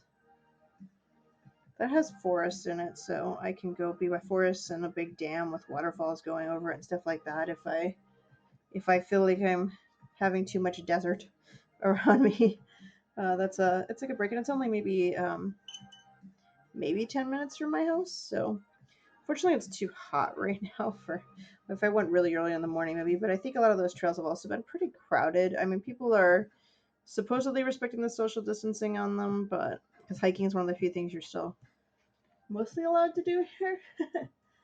So I've been sticking with more walking around my neighborhood, which is really quiet and not as many people. That's kind of worked a little better. I think I want to bring a little of the glow in, well, my green glow, actually in on the side of the tree here. It's going to look like a lot to begin with, but I think as I blend it out and it dries a little bit, we only want a very little bit for her face. I think it'll look cool. Just to kind of bring it more into that foresty color palette. I don't want to overdo it, but I think a little bit in there is good.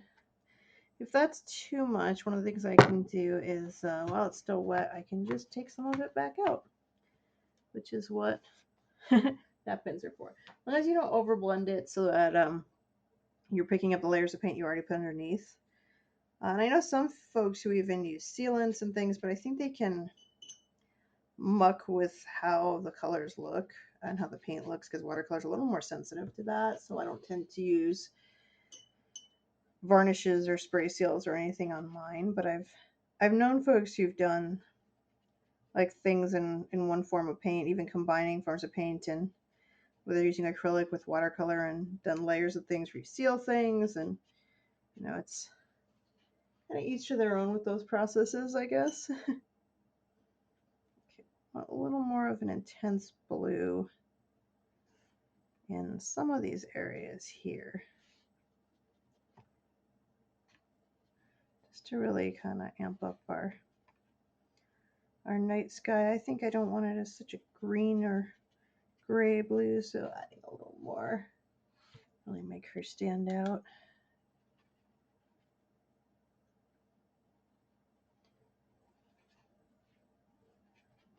I don't want to lose the patterns we got from the salt either, so I'm kind of just working a little on the edges of things. And I like to keep my colors pretty vibrant, but I think this is pretty close now. I'm going to bring a little more green into some of the areas over here where we did white, because those are dry now.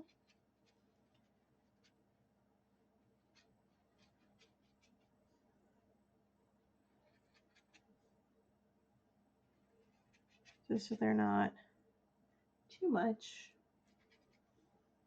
I think this painting is really close to being done. I think I'm going to bring a touch of blue, maybe some more vibrant blue down here at the bottom. Now with tree roots, I used to plan them out a ton, and then as I got more and more into painting trees, I really learned to just sort of let them happen.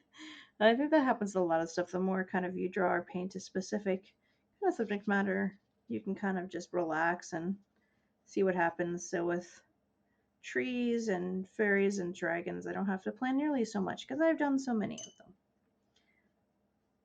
Some of the weirder hybrid designs I've done, I've had to really like do a lot of research and look at a lot of pictures of different types of creatures and how to mix them. That's a little more planning, but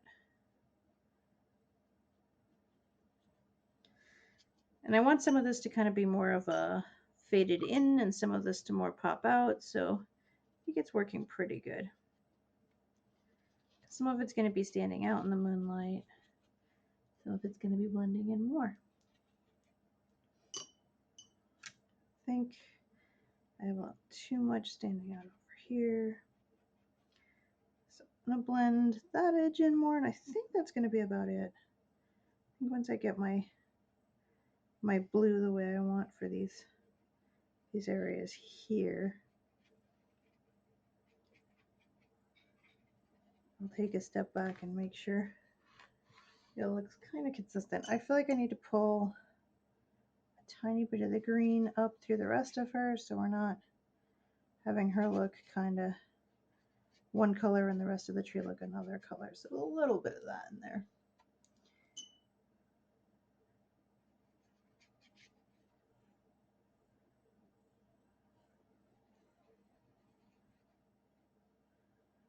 So I'm basically just doing glazing, I guess you call it, layers of it's mostly white with a little bit of pigment, but I'm not really scrubbing it, so it won't be able to really change too much of the design I have underneath. I'm just adding little hints of things, and I think this should be pretty close to doing the rest of what we need. Like this side of the tree is much more in shadow as well, so I do think I didn't shadow some of the stuff over here quite as much. It's easy enough to throw a little more paint in there.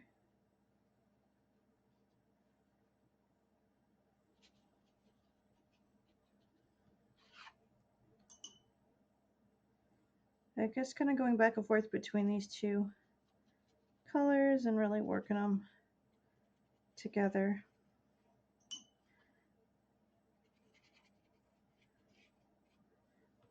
Now our painting looks magically glowy.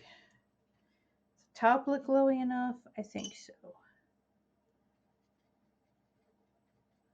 I'm actually going to fade her upper branches a bit as they get more into the shadows here. Whoop. And see, sometimes even I splash paint when I shouldn't. Fortunately, if you get it right away, it's usually fine.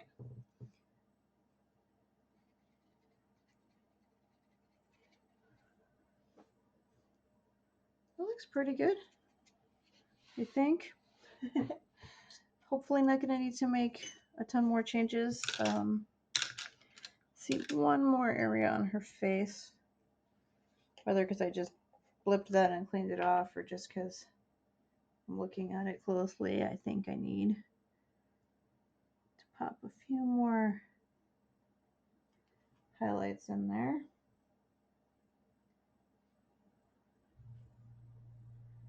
Very carefully. If I can get my brush to behave to do it. So I really want to make sure her face, and she's a crescent moon on her forehead, I want those things to stand out. Because again, this is the most important part of the piece. This is the focal point. I don't know why we're not hearing music anymore. What happened to our music?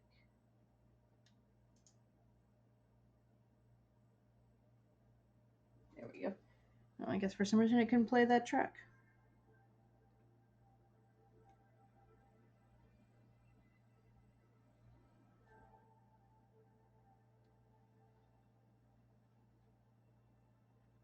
So yeah, I am kind of doing a back and forth. I faded some of the white out. I'm putting a little bit of the white back in there just to be sure I'm not losing any of the details that I really want.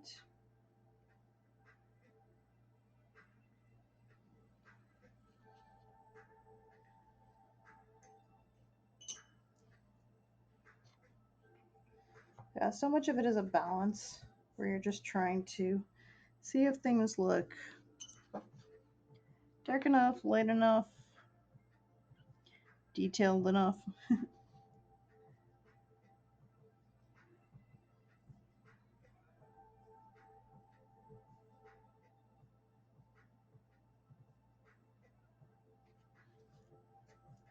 That's pretty good. I mean, I don't feel like I need her face to stand out too much more than this because she's such a part of the tree. But I'm kind of wishing there's one part I added white to where I don't think it looks correct. Where I'd like it to blend in a little more, so I'm just gonna, there we go. Blend this section here a little bit.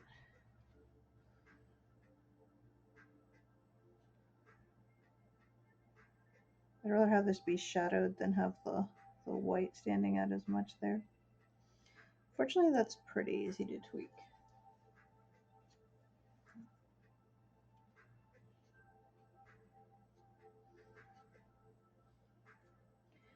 And this is how I do one of my really detailed paintings. I think we probably spent, God, with the sketching time, like 5-6 hours. I think I did at least 4.5 on stream, and I did the whole sketch before I even started streaming this. So there was another video that has the first half of this painting, and this one's all the little details. Here I am saying, oh, it's done, and then adding like 10 more things, and then still saying it's done. But it really is almost done. So thank you guys so much for watching, and if you guys have any questions in about the next 2 minutes while I tweak a few last things, I would be happy to answer them. Otherwise, stay safe, wash your hands, hang in there, please stay positive, and try to spread some magic and positivity. If I've been able to give any of that to you, I'm hoping you can then pass it on to others, make somebody smile today. Or whenever it is you see this video. Might not be today. And share that experience. Okay, I'm gonna say she's done before I overwork her in any more way. But I think I'll have Prince up. I'm definitely gonna be selling the original on this piece because I like to keep it. I can't keep every piece. So thank you guys for tuning in. If you missed it earlier, my name is Jessica Feinberg. I'm an artist in Tucson, Arizona. I do fantastical wildlife and all sorts of creature art and clockwork art and crazy things that end up in books, which I also write. And I also sell prints of them. I have a Patreon that you can check out and a website, and you can find everything on raredragons.com or listed on my Twitch main page. And I guess that's about it. Thank you for tuning in and having a magical forest experience with me on a Saturday afternoon.